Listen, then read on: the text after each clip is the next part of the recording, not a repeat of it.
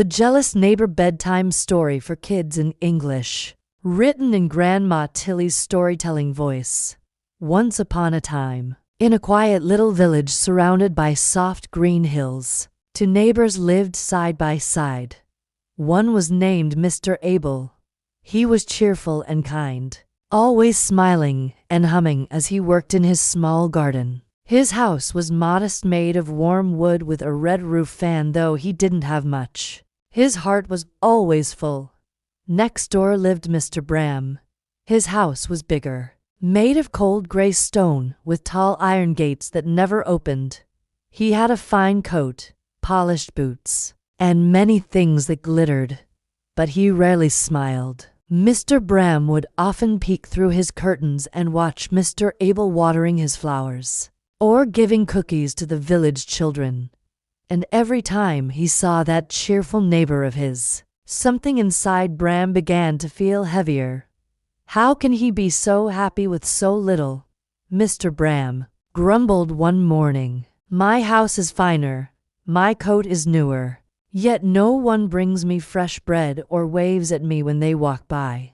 As days passed, Bram's thoughts grew clouded with jealousy. He began counting how many people visited Abel's house. He noticed how the birds always seemed to land on Abel's windowsill. He even kept track of how many times Abel laughed each day, and each time, Bram's frown deepened. One foggy morning, a strange figure appeared in the village. She wore a cloak speckled with stars, and her long silver hair shimmered like moonlight. She walked with a tall wooden staff topped with a glowing crystal. Everyone watched as she passed, but she stopped only at Mr. Bram's gate. You look troubled, the old woman said kindly. I am troubled, Bram snapped. I have everything a man could want, yet my neighbor, who has less than I do, seems happier. How can that be? The woman's eyes twinkled. Would you like a wish? A wish? Bram blinked. Yes, she said. You may ask for anything, but know this. Whatever you receive, your neighbor will get double. Bram crossed his arms.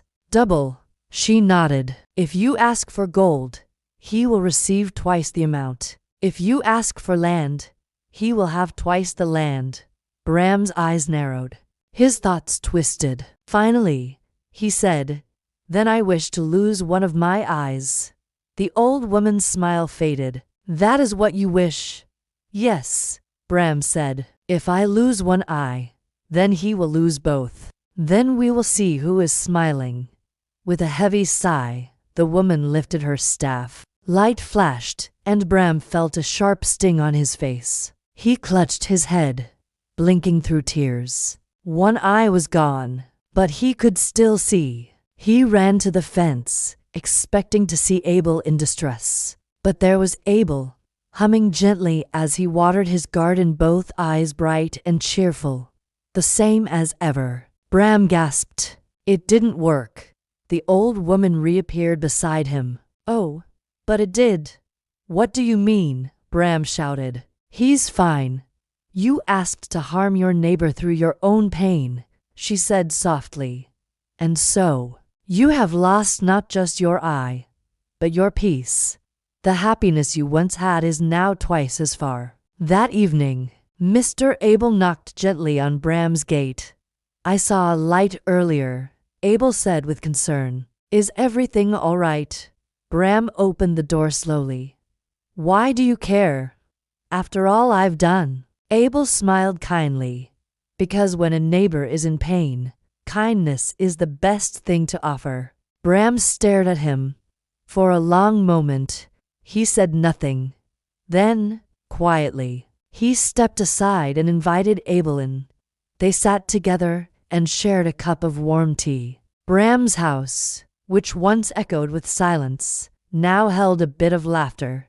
Abel told stories of his garden, and Bram listened not as a jealous man, but as a friend. The next morning, Bram left his gates open.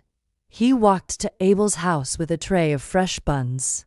I thought maybe we could eat breakfast together, he said, a little shy. I'd like that, Abel replied. And from that day on, the two neighbors worked side by side. They laughed, shared stories, and helped one another. Bram still had one eye, but his heart was finally full. And the mysterious woman? She was never seen again. But sometimes, when the morning dew sparkled just right, villagers said they saw a shimmer, like starlight on the grass, as if a little bit of her magic had stayed behind, in the hearts of those who chose kindness over envy.